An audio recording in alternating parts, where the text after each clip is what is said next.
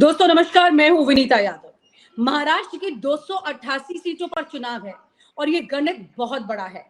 एक बड़ा राज्य है महाराष्ट्र। हरियाणा को किसी तरह यदा कदा हरा दिया गया या ये कहें कि कांग्रेस उसे हार गई, लेकिन महाराष्ट्र में किसी भी तरह से वो जीतना चाहेगी। लेकिन उससे भी ज्यादा जोर इस वक्त बीजेपी वहां लगा रही है, क्योंकि बीजेपी के लिए भी महाराष्ट्र एक बहुत बड़ा सवाल है, या यूं कहें कि मोदी और अमित शाह के लिए तो एक बड़े सर्वाइवल की लड़ाई का बड़ा हिस्सा हो चुका है। और इसके लिए साम दाम दंड भेद किसी भी तरह से यहाँ पर तोड़फोड़ की वही पुरानी कोशिशें की जाएंगी जो कि अब एक रिवायत बन गई है इस राजनीति में। बड़ी बात यह है और बड़ी खबर जो ये आ रही है, ये जानकारी अभी तक मीडिया पर आपके पास शेयर नहीं हुई होगी, लेकिन हमारे सूत्रों से जो जानकारी हमें मिली है उसमें संजय राउत और अमित शाह की मुलाकात हुई है। वहीं पर दूसरी तरफ देवेंद्र फडणवीस और उद्धव ठाकरे की मुलाकात की भी खबर है। ऐसी परिस्थितियां ये हैं, थोड़े दिन पहले ही संजय राउत ने ट्वीट करके ये जिक्र किया था कि जल्दी गठबंधन फैसला ले सीटों को लेकर, और इस तरह की देरी क्यों की जा रही है। सामने जो है, जो विरोधी हैं वो अपनी तैयारी कर रहे हैं। तो यहाँ पर कहीं ना कहीं ये परिस्थिति दिख रही थी कि कैसे इस वक्त गठबंधन के अंदर, इंडिया अलायंस के अंदर एक रेस्टलेसनेस बनी हुई है हरियाणा चुनाव के बाद, खास तौर से कि कांग्रेस जो है वो वक्त पर फैसला ले, नहीं तो उसका नुकसान वो कम से कम शेयर नहीं करना चाहते। कहीं ऐसा तो नहीं, इन्हीं तमाम तरह की परिस्थितियों को देखते हुए हाल ही में ये मुलाकात हुई हो। हालांकि इस मुलाकात के पीछे की बहुत बड़ी कहानी है जो आप सबने हमने देखी है, लेकिन अब क्या हो सकता है और उद्धव क्या ऐसा फैसला ले सकते हैं, आइए बात करते हैं वरिष्ठ पत्रकार संतोष भारतीय जी से। सर बहुत बहुत शुक्रिया आपका जुड़ने का। सर जो बात मैंने कही, क्या आपको लगता है कि वाकई में ऐसा मुमकिन होगा? क्योंकि अगर ऐसा हुआ तो कुछ नया तो नहीं होगा, तो क्या हो सकता है ऐसा कि उद्धव अब फैसला ले लें कि बीजेपी के साथ जुड़ सकते हैं? विनीता जी, आपने प्रश्न सही पूछा है, लेकिन ये संभावना का प्रश्न है। मेरे पास अभी तक ऐसी कोई जानकारी नहीं है जिसमें मैं ये कहूं कि उद्धव ठाकरे जी की देवेंद्र फडणवीस या संजय राउत की अमित शाह जी से कोई मुलाकात हुई है। और चूंकि मेरे पास कोई जानकारी नहीं है तो फिर संभावनाओं की ही बात करते हैं। तो अगर ये संभावनाएं आपको लगती हैं तो मुझे इसमें एक दोष दिखाई देता है इस संभावनाओं पर भी। मुझे नहीं लगता कि उद्धव ठाकरे जैसा व्यक्ति देवेंद्र फडणवीस से बात करके कोई फैसला करेगा या उनसे मिलना भी पसंद करेगा। अगर उसे कोई राजनीतिक फैसला लेना होगा तो वो प्रधानमंत्री मोदी या अमित शाह से मिलकर के फैसला लेना पसंद करेंगे बनस्पत देवेंद्र फडणवीस के। और उसी तरीके से संजय राउत, अगर उनकी मुलाकात हो रही है अमित शाह से तो एक दूत के रूप में तो हो रही है, लेकिन राजनीतिक फैसला लेने की हैसियत संजय राउत की नहीं है। वो उद्धव ठाकरे और जैसा मैंने अभी निवेदन किया कि या तो प्रधानमंत्री या अमित शाह से बात करके वो फैसला लेंगे। इसलिए इस खबर में मुझे ये एक खामी लग रही है जिससे मुझे भरोसा होता है कि ये खबर सही नहीं है और ये खबर भारतीय जनता पार्टी के व्हाट्सएप फैक्ट्री की निकली हुई खबर है। क्योंकि भारतीय जनता पार्टी बहुत सारी खबरें बाजार में इतने मजबूती के साथ फेंकती है कि सामने वाला या तो परेशान हो जाए, गच्चा खा जाए या उसके साथ के लोगों में कंफ्यूजन फैल जाए।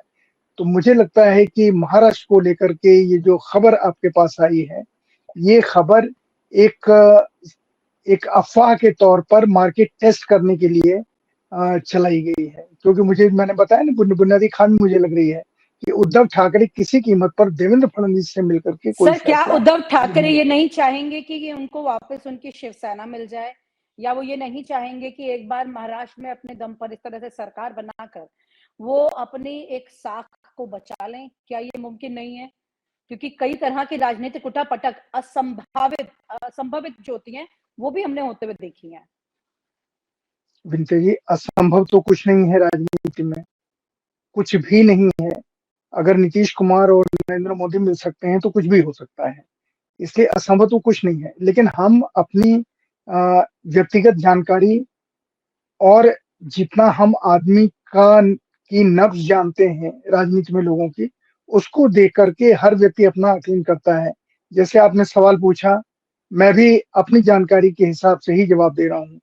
कोई भी आदमी चाहेगा कि वो अपनी साख को वापस लेना, पर ये देखना ये है कि उद्धव ठाकरे अगर भारतीय जनता पार्टी से हाथ मिलाते हैं या एकनाथ शिंदे के साथ हाथ मिलाते हैं, क्योंकि फिर ये तीनों एक साथ होंगे।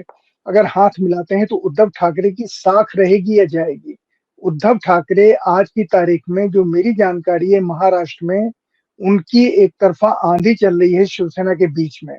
और जहां तक मेरी जानकारी है, शिवसेना के कई सांसद जो इस समय एकनाथ शिंदे के साथ हैं, वो सीधे रिश्ता बनाए हुए हैं और विधायक बनाए हुए हैं उद्धव ठाकरे के साथ। अगर उनको ये ये वादा मिल जाए कि उनको टिकट मिल जाएगा और उद्धव ठाकरे उन्हें अपने नजदीक या उनसे बातचीत के दरवाजे खोल देंगे, तो वो उद्धव ठाकरे के साथ मिल जाएंगे, ये मेरी जानकारी है।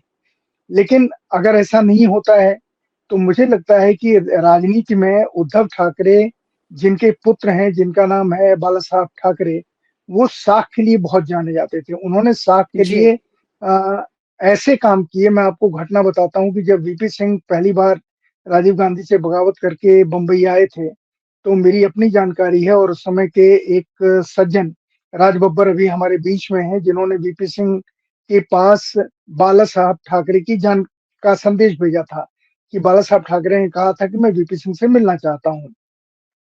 वीपी सिंह ने साफ मना कर दिया कि मैं बाला साहब से नहीं मिलूंगा। राज बब्बर बहुत परेशान हुए, बाला साहब के पास गए, तो बाला साहब ने ये कहा कि वीपी सिंह बहुत सही कह रहे हैं, अगर वो मुझसे मिलते हैं तो राजीव गांधी को उनके खिलाफ मेरे नाम का एक हथियार मिल जाएगा, वो वीपी सिंह की तस्वीर खराब करेंगे। तो उद्धव ठाकरे ऐसे बाला साहब ठाकरे के आदमी हैं जो अपने उस व्यक्ति का भी आदर के साथ नाम ले रहा है जिसने उनसे मिलने से मना कर दिया और साफ कह दिया मैं आपसे नहीं मिलूंगा, फोन पे भी बात नहीं की। उद्धव ठाकरे किसी भी कीमत पर अपनी उस साख को छोड़ना नहीं चाहेंगे। और उद्धव ठाकरे बहुत अच्छे चित्रकार हैं, उद्धव ठाकरे बहुत अच्छे व्यंग्यकार हैं, उद्धव ठाकरे बहुत सही फैसला लेने के लिए जाने जाते हैं।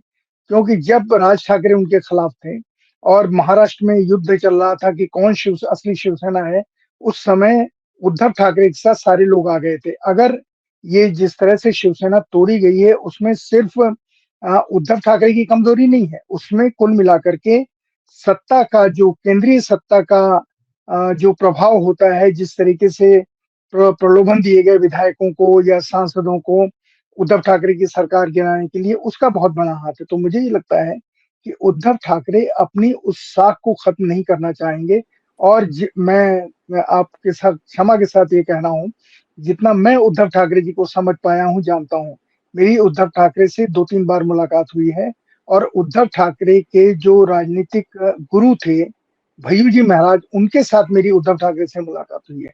तो जितना मैंने उद्धव ठाकरे को जाना और समझा है विनीता जी, मुझे नहीं लगता कि उद्धव ठाकरे अपनी साख को खोना चाहेंगे। उनके सामने तो एक भविष्य खुला हुआ है, मुख्यमंत्री के रूप में उन्हें कोई चुनौती नहीं है। सब लोगों ने मान लिया है कि उद्धव ठाकरे ही मुख्यमंत्री होंगे अगर महाआघाड़ी की हाँ, मतलब सरकार चेहरा बनती क्लियर है, है। या वो क्लियर है। तो उद्धव ठाकरे सरकार बनाने का जिनके सामने इतना बड़ा अवसर है, वो उसे खोना चाहेंगे। इसलिए मैं इस से सहमत नहीं हूँ। और इसीलिए मैंने घटना बताई कि वो बाला साहब ठाकरे के पुत्र हैं और पिता का बहुत अंश पुत्र में देखने को मिलता है, जो उद्धव ठाकरे में देखने को मिला है। जी सर, हमें जो जानकारी मिली है कि वो जब तक घटना पूरी खुल के सबके सामने नहीं आएगी, ज़ाहिर है तब तक आप जो बात कह रहे हैं, मैं उसी को मानकर चलती हूँ, नो प्रॉब्लम।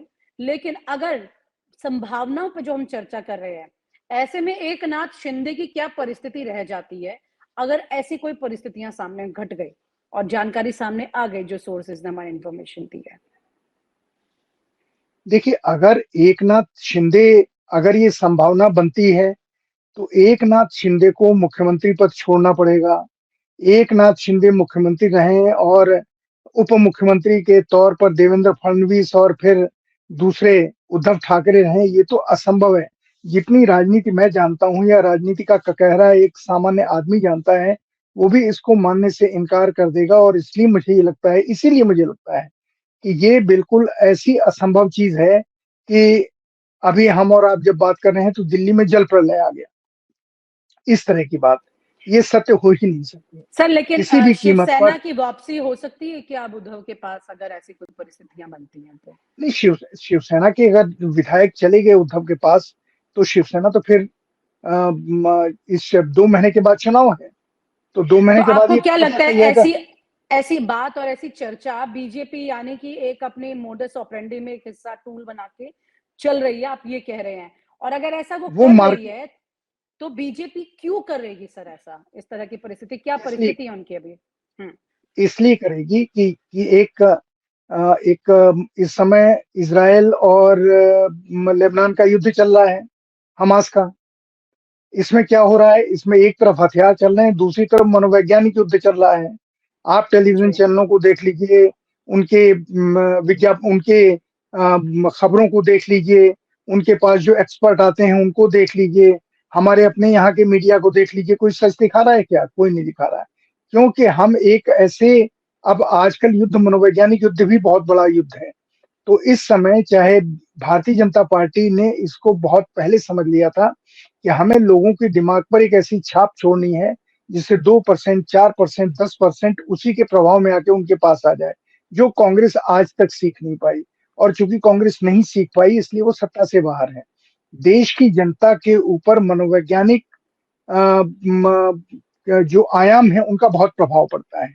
और यही एक, मुझे ऐसा लगता है कि भारतीय जनता पार्टी एक बड़ा टेस्ट कर रही है बाज़ार में कि अगर ऐसा होगा तो लोगों का रिएक्शन क्या होगा? हमारे पास कितने वोट आएँगे? और भारतीय जनता पार्टी हफ्तेवार महाराष्ट्र का सर्वे करा रही है। और मेरी अच्छा, जानकारी के हिसाब से भारतीय जनता पार्टी महाराष्ट्र की खबरों को लेकर के थोड़ा हैरान-परेशान है। इसलिए वो ये चाहती है कि उद्धव ठाकरे के कैंप में, या जो विपक्ष का खेमा है जिसमें शरद पवार और कांग्रेस भी शामिल है, ये सारे लोगों में से अगर कुछ भी टूट करके, निराश होकर के, या इस भय से कि अब तो दोबारा ये भाजपा आने वाली है, अगर उनके पास वापस आ जाते हैं, तो इसमें हर्ज क्या है? तो ये एक मनोवैज्ञानिक युद्ध का अस्त्र है, जैसा मैं समझा हूँ। और विनीता, मैं आपसे बहुत निहायत अदब के साथ कहना चाहता हूँ, विनम्रता से, कि मैं इसमें कोई सत्यता नहीं देखता इन खबरों में। ये खबरें फैलाई हुई खबरें हैं, और ये खबरें मेरे हिसाब से संभावनाओं का विश्लेषण अगर करें, तो उद्धव ठाकरे के स्वभाव को लेकर के, उद्धव ठाकरे की साख को लेकर के, और उनका जो भविष्य है, क्योंकि वो चुनाव के बाद मुख्यमंत्री बनेंगे इस आशा के ऊपर वो नहीं आएंगे भारतीय जनता पार्टी और एकनाथ शिंदे लेकिन के सर साथ। लेकिन सर बीजेपी और अमित शाह मतलब बेसिकली उनकी तरह से तो हर सामदाम दंडभेद की कोशिश की जाएगी। अगर इस खबर वो के करेंगे। फैलाने की हाँ, बात आप कर रहे हैं, तो भी ये उसका एक बड़ा हिस्सा है। ये भी अपने आप में कोई छोटी बात नहीं है ना सर। अगर वो इस स्तर पर आ रहे हैं या ऐसी सोर्सेज़ के थ्रू खबर फैला रहे हैं, ऐसी बातें भी हो रही हैं। मैं कहती हूँ कि घटना घटित होगी या जो जानकारी हुई घटना के बाद की खबर जो आएगी, अगर वो किसी ने नहीं की है साझा, तो साझा हो जाएगी, उसकी प्रामाणिकता क्लियर हो जाती है।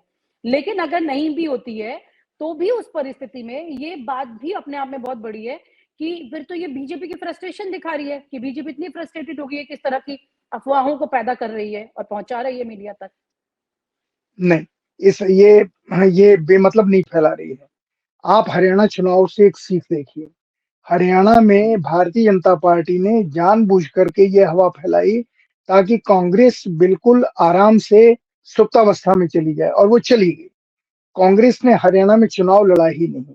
ये अलग चीज़ है कि कितने परसेंट वोट किसको गए, किसने कितने नहीं गए, कितने परसेंट वोट का हेरा-फेरी हुई, ये एक अलग सवाल है। पर कुल मिलाकर के कांग्रेस ने हरियाणा में चुनाव लड़ा क्या? जिस तरीके से शैलजा जी और हुड्डा साहब के बीच में झगड़ा चल रहा था, और जिसको राहुल गांधी सॉल्व नहीं कर पाए, और वोट से 1 दिन पहले जब कैंपेन का आखिरी रात होती जिसको कत्ल की रात कहते हैं, शैलजा उस समय सोनिया गांधी से मिल रही थी जाके अपना मुख्यमंत्री पद पुख्ता करने के लिए, और उनसे हे करके हँसते हुए तस्वीर खिंचा रही थी। हरियाणा में हार कांग्रेस के अति आत्मविश्वास की वजह से हुई, जो उसके पास बीजेपी ने जिसे इस भ्रम जाल में उलझा दिया। यही चीज़ अगर महाराष्ट्र में होती है, और भारतीय जनता पार्टी कांग्रेस को या उद्धव ठाकरे को वहाँ उलझा देती है, तो चुनाव का परिणाम दूसरा होगा। फिर बिना किसी शक के भारतीय जनता पार्टी या उनके जो सहयोगी दल हैं, एनडीए जिसको कहते हैं, वो सत्ता में आ जाएगा। कोई दिक्कत नहीं है, कोई परेशानी उनको नहीं होगी। और शायद जी। इसीलिए इस तरीके के मनोवैज्ञानिक हथियारों का इस्तेमाल होता है, और भारतीय जनता पार्टी हरियाणा से सबक लेकर के इस हथियार का इस्तेमाल कर रही है। देखिए, मैं कांग्रेस के पक्ष में नहीं हूं, कांग्रेस जीते या हारे उसका उसका भाग्य उसके काम करने के तरीके के ऊपर डिपेंड करेगा। लेकिन मैं एक पत्रकार होने के नाते मुझे ईमानदारी से ये बात कहनी चाहिए कि कहां पर क्या पर्दे के पीछे चल रहा है, उसे जनता को हम कम से कम आप जैसी साख वाली पत्रकार के प्रोग्राम में हम रखें। बाकी जगह तो हम कहते ही नहीं है, क्योंकि लोग तो इतने एक तरफा हो गए हैं कि वो सच्चाई का भी विश्लेषण नहीं करना चाहते।